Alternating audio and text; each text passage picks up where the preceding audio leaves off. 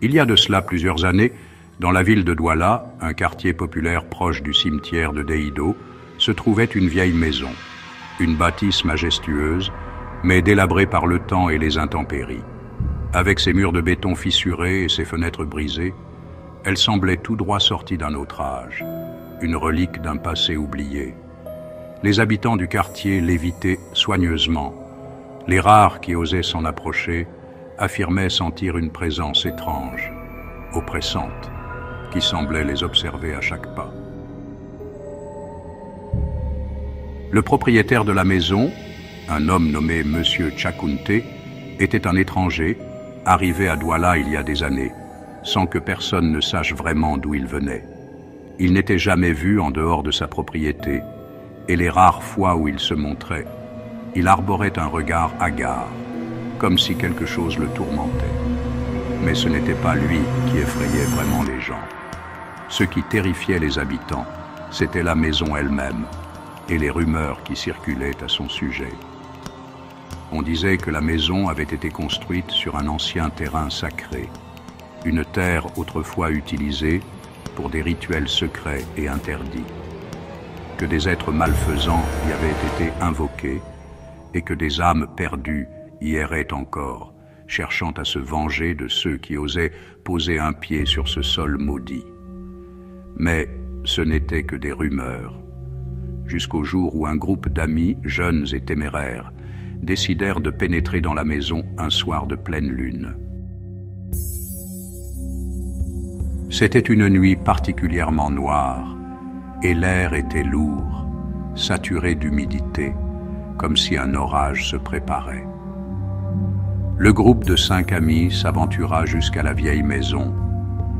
Ils avaient entendu les histoires, mais rien ne les effrayait vraiment. Ils avaient vu des films d'horreur, bien sûr, mais la réalité, quand elle les frappa, n'était rien de ce qu'ils avaient imaginé. La porte grinça lorsqu'ils l'ouvrirent. Un froid glacial s'échappa de l'intérieur, comme si la maison elle-même respirait.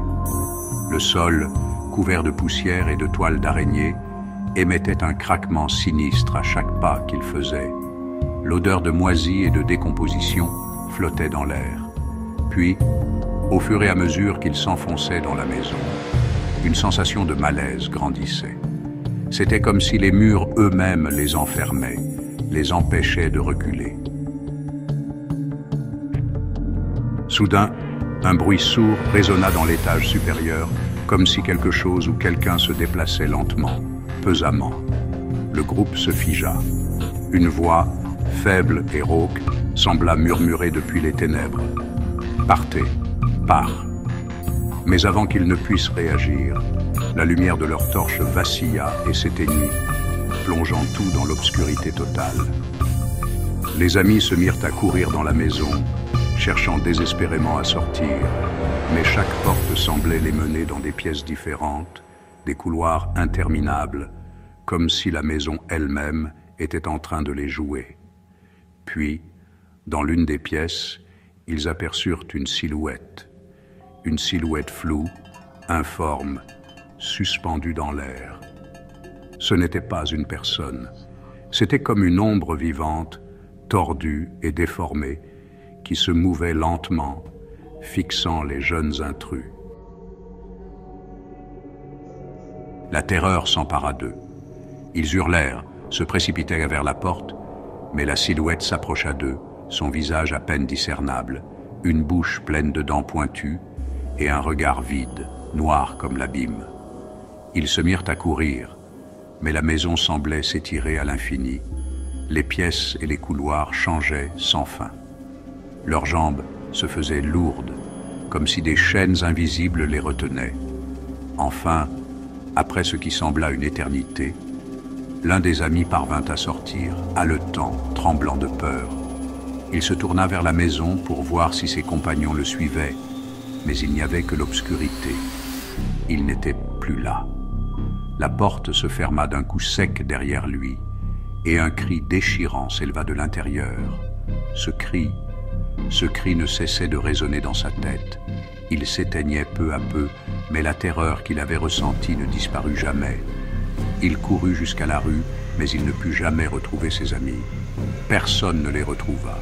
Ils disparurent sans laisser de traces, comme si la maison les avait engloutis. Les jours suivants, la rumeur se répandit dans tout Douala. La vieille maison de Deido n'était plus un simple endroit abandonné.